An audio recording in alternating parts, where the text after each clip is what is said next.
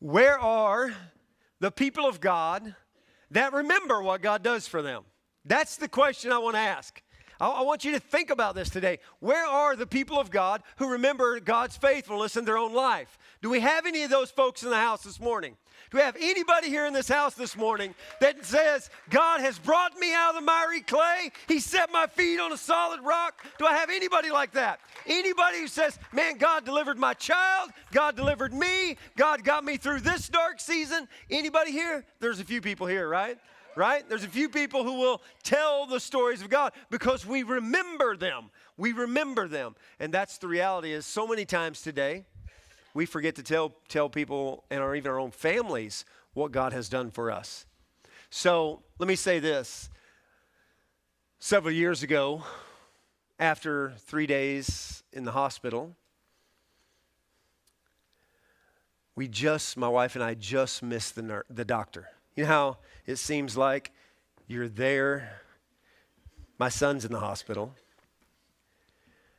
and you're waiting to hear the doctor's word. You're waiting to hear what he thinks, right? He's the smartest man in the room. He's the guy, right? And we just missed the doctor. Now, we've been in this room for 3 days. My son is only getting worse, and they're not giving him any medicines. We're just running tests. Frustration was at an all-time high with the doctor, the hospital, the care we were getting, because I was under the impression that I went there to get medicine to beat this thing. I was under the impression that if I took my son and drove him several hours there, that they could fix and they could heal him. That was my understanding. So I missed the doctor. We tell the nurse, you got to get the doctor back in here. Like, we need to see him. We're not going to go another day. We need to see him. Conversation goes something like this. Doc, what is going on? Why are we not giving him any medicine? Why are we not doing anything for this? Why isn't something being done? We came here. We have a doctor in Southern Illinois who diagnosed him with Guillain-Barré syndrome, which she had when she was going through medical school. Why aren't we treating this? Why aren't we giving medicine? And it was in that moment that you lose your breath. Because the doctor says, you don't understand why you're here. You're here so that we can keep your son alive when his body can't breathe for itself. There is no treatment. There is no medicine. And we're running these tests because there's no definitive test that says this is what this is. You are here so that we can breathe for your son when he can't breathe for himself. When he can't eat, we will feed him. That's why you're here. Let me tell you something. That'll change. It changes everything when you have a clear picture.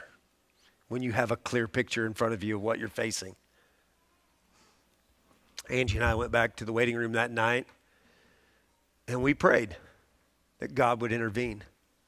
We prayed that God wouldn't have to, that my son wouldn't have to be a machine to keep him alive.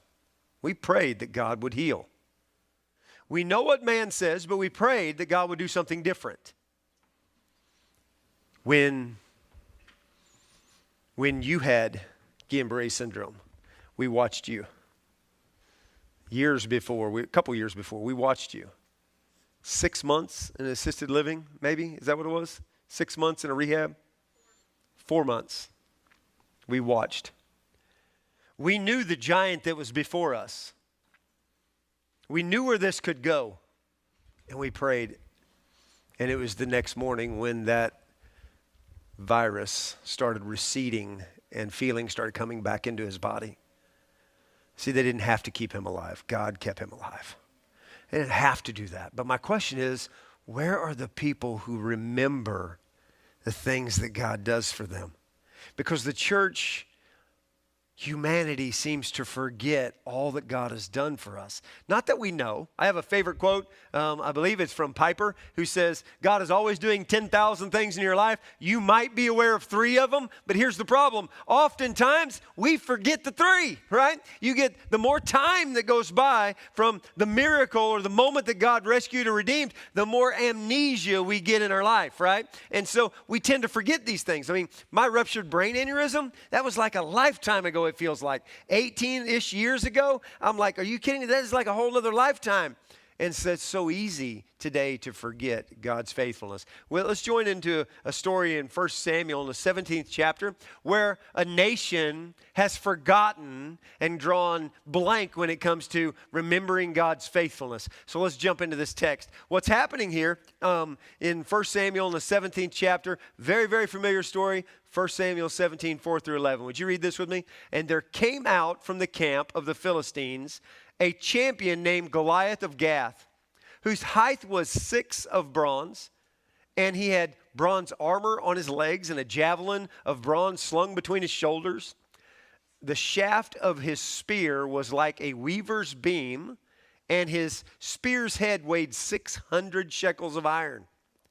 And his shield bearer went before him, and he stood and he shouted at the ranks of Israel, "Why have you come out to draw up for battle? Am I not a Philistine, and are you not the servants of Saul? Choose a man from amongst yourselves, and let him come down to me. If he is able to fight with me and kill me, then we will be your servants.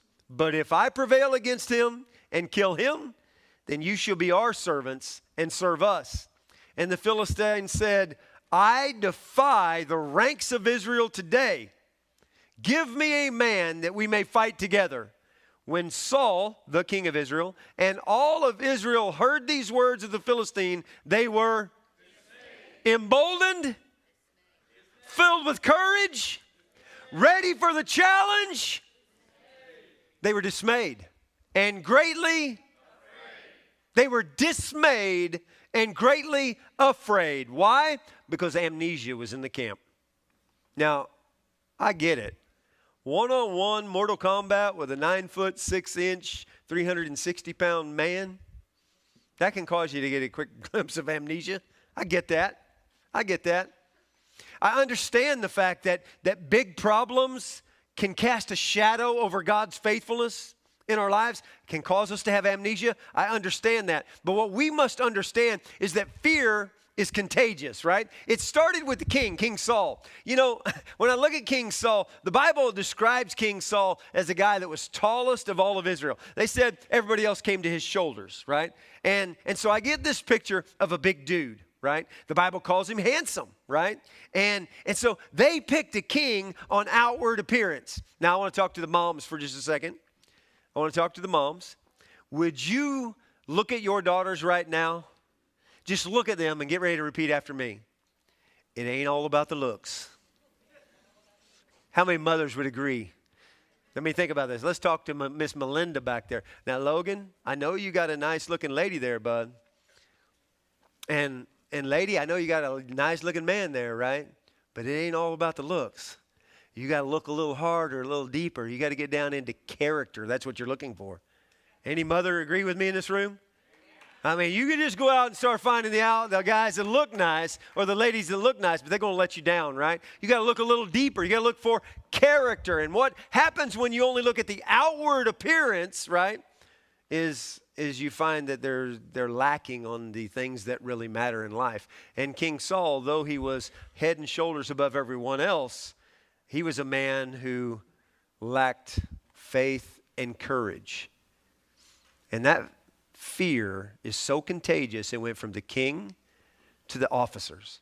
Now, I would imagine if I was going to be an officer in the military in Israel, that the guys that they could keep their cool in combat. That's who I would be looking to make the officer. People who know how to go to battle. People who know how to make war against their enemy. They aren't the people trembling and shaking in their shoes, right? They're the commanders. They're the ones who have to give the speeches before we go off and do something, right? And they're the ones that have to say, gird up your loins, use some old King James text, right? Gird it up. Get ready. Here we go. This is what we're going to do. This is how we're going to execute. But guess what?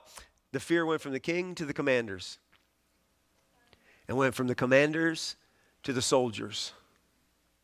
And I've not said this in any other service, but I feel like that's exactly what's happening in the pulpits of America today. Is that you have pastors who lack courage and faith. And you have church leadership who lacks courage and faith. They act as if the Bible only had things that happened long ago. And they'd say, yes, these are real, but these things don't happen anymore. I'm here to tell you they do happen, right? God has not stopped delivering his people. He has not. But what happens is you have fear in the pulpit, fear in the church, and then everybody's trembling in the world, and nobody's calling out for God to do amazing things anymore because there's amnesia in the camp. Amnesia in the camp. Focusing on a problem only makes the problem bigger. We know this. When you dwell and you stew on a problem, and it's a problem you can't solve, it's a problem you can't fix, it only makes the problem bigger and bigger and bigger. You know, God's people are so good at reciting his promises, right? It's like, how many people have told you, hey, let me tell you what, Meg, I bet people told you this. Hey, God will never leave you or forsake you. So you're laying in a hospital bed. How many people came and probably recited Bible verse? God's not going to leave you. He's not going to forsake you. He's right there with you.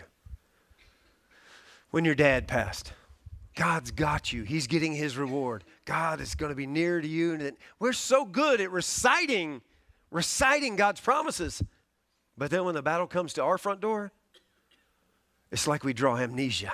It's like we've forgotten. We've forgotten the faithfulness and the goodness of God. Anybody guilty in the room? Anybody? Hey, we'll take our problems. We'll take the doctors to our problems. We'll take our problems to, well, we need to be more financially savvy. But what do you do when the finances run out? What do you do when the wisdom runs out? What do you do when you got no one else you can turn to? What do you do when the giant is 9 foot tall, 6 inches, and 360? What do you do in that scenario? What do you do in that moment?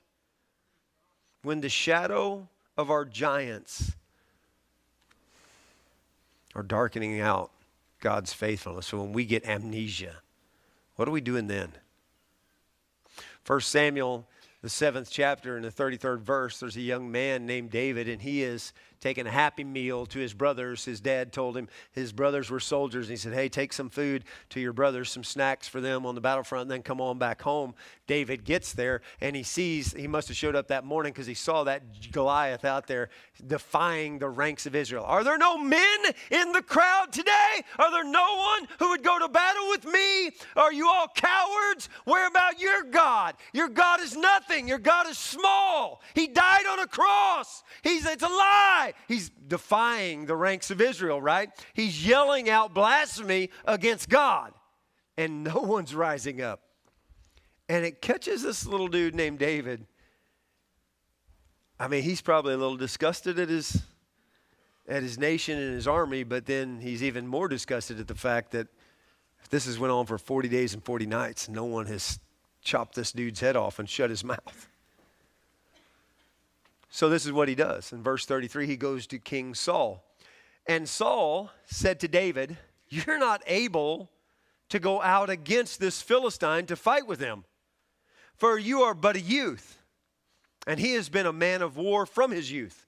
Did you get that? You're just a teenager, and this dude's been killing people since he was a teenager.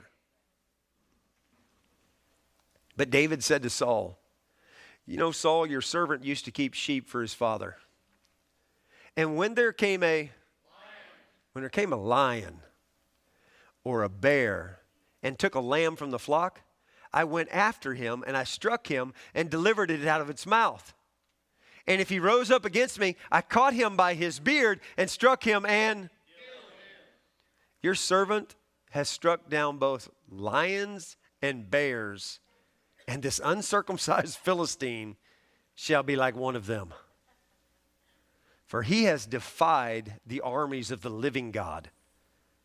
And David said, the Lord who delivered me from the paw of the lion and from the paw of the bear will deliver me from the hand of the Philistine. And Saul said to David, go, and the Lord be with you. Man, I love David's heart. I love his heart. Because when all else has failed, when everybody else has gotten amnesia about God's faithfulness, David has not forgotten what God has done in his life. The army needed a history lesson. I wish I'd have been there to open up the book of Exodus with them. Hey guys, look right here. Look what God did right here in the book of Exodus. Do you not remember before there was a nation, before there was an army, before there was a people, we were enslaved in Egypt? Do you not remember that?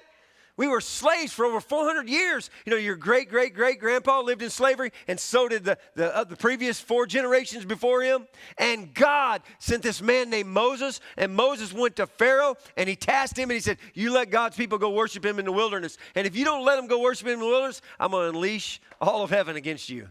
And he did. Do you not remember that? Do you not remember how our people were left Egypt, and we left with Egypt's wealth? And how the Pharaoh was swimming with goldfish later because he drowned out in the sea? You not remember how God delivered us with a mighty hand?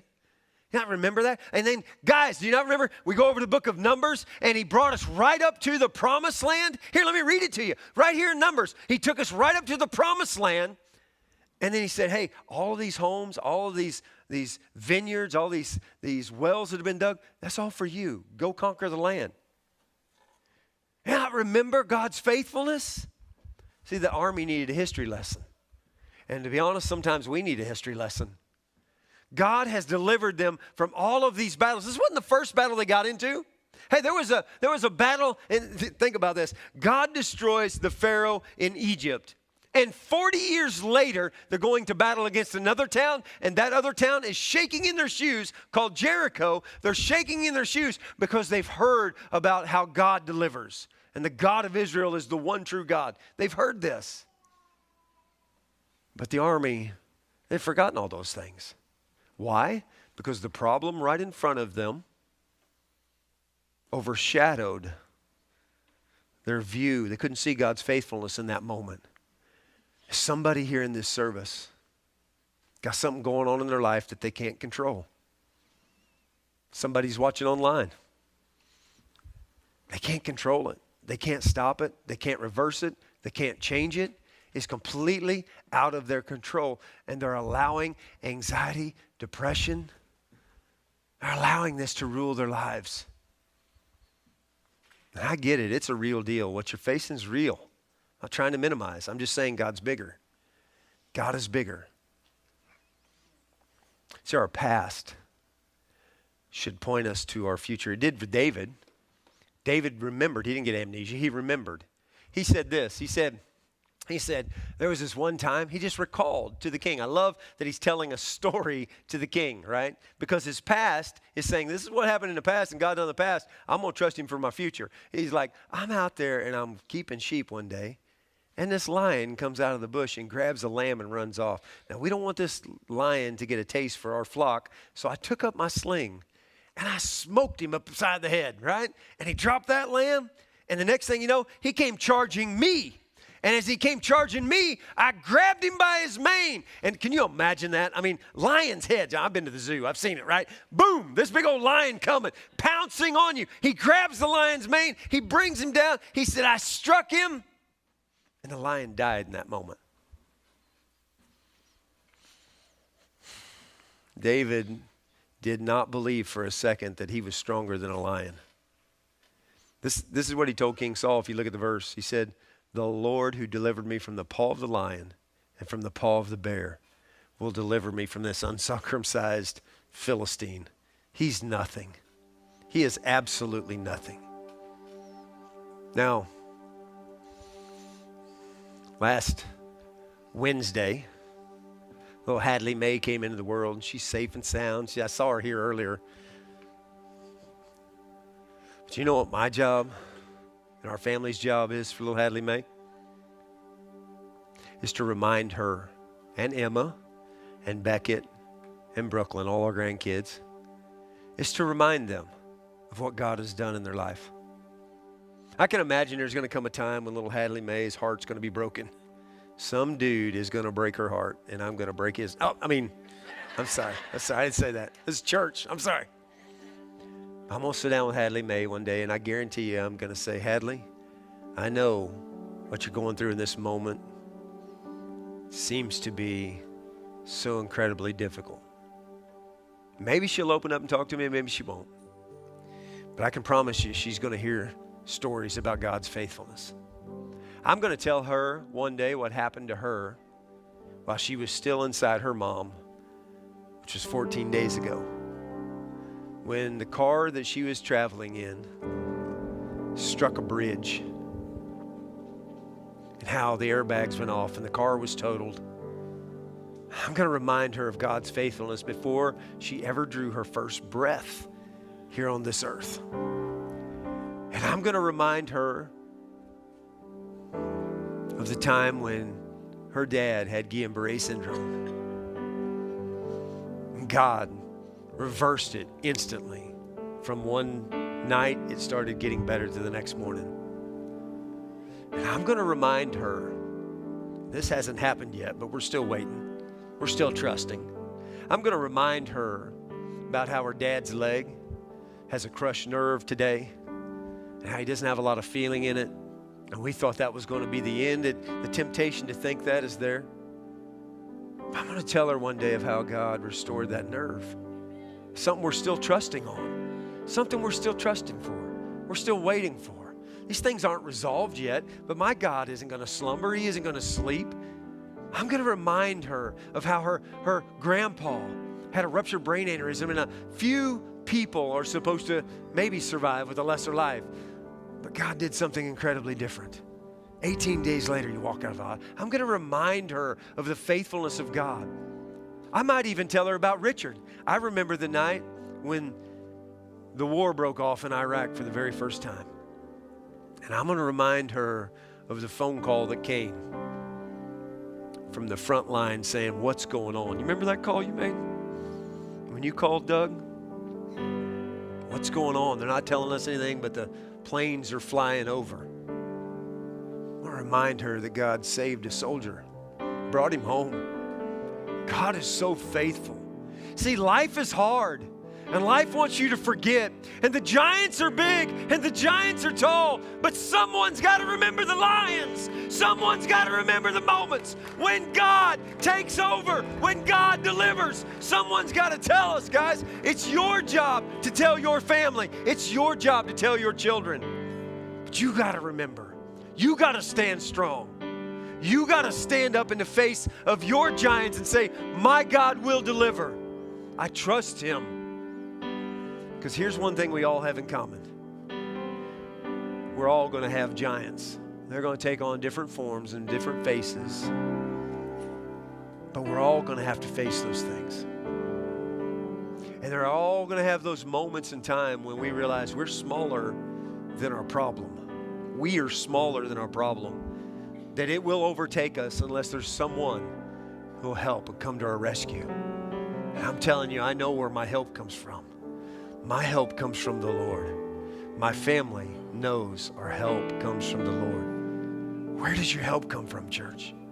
Where does your help come from? Have you forgotten? Have you forgotten all the things that God has done in your life? Man, I could go around this room. I could go around this room. I could say, Casey, I remember when you couldn't have children.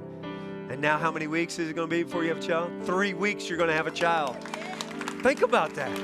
How many times did our church pray, lay hands on you right here on this stage? Remember God's faithfulness and tell that story. Man, I could tell about a car that struck a man, changed the course of his life forever. How God lifted a car off of him. I could tell that story in the back with Todd Hunter. I could tell that story. I mean, it's all over. It's all over the room. I could tell those stories. I bet you there's some over here. I could tell you that Mike should have a son-in-law that's in the ground that God delivered from a motorcycle wreck. I could tell that story. God is so faithful. He is so faithful, church. Cody, I remember when you were praying to get out of the prison system as an officer, not an inmate. Look at you now. And the faithfulness that God has given you. And then there are those of us that are just like me and Vicky who are waiting. We're trusting because we have family that need healing. We're trusting. But I'm telling you, I know a God that delivers. I I just want to be the David that stands firm in this mixed up generation and says, look what God has done in my past. I'm going to trust him for my future.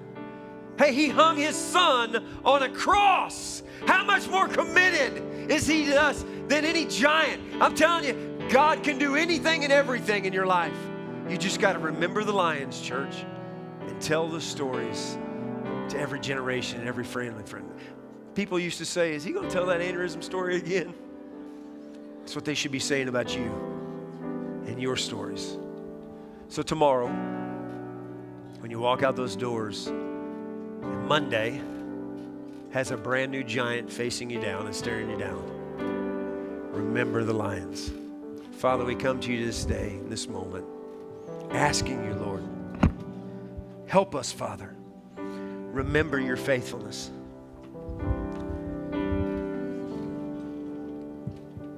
Lord, your word is so good. It tells of a time when your people were enslaved and brought out of slavery. It tells of a time when a nation was being formed. We were scared to go into a land. And yet, you gave us the ability to conquer the land. It tells us of a story, God, of your Son becoming man, living a sinless life, dying on a cross to slay the giant of sin and selfishness. It tells us, God, of a God who sent his Spirit to dwell inside of us, to empower us, God, to live in faith when faith doesn't seem to make sense. Lord, in this service today, I just ask that we could get a touch from heaven. We need you, Father. I want to pray specifically for the folks in this room that have a giant that they can't slay. God, I pray whatever that is that's causing someone to live in fear. Fear is what others might think, fear of what others might see, fears of what others might do, fear of what others might think. Lord, they're paralyzed because they don't know how to move forward. Lord Jesus, give us faith. Give us a touch from heaven that we might be able to stand and make you proud in the day when a whole world says give up, when a whole world is paralyzed. God, let us move forward in our faith, trusting you. It's in Jesus' name we pray.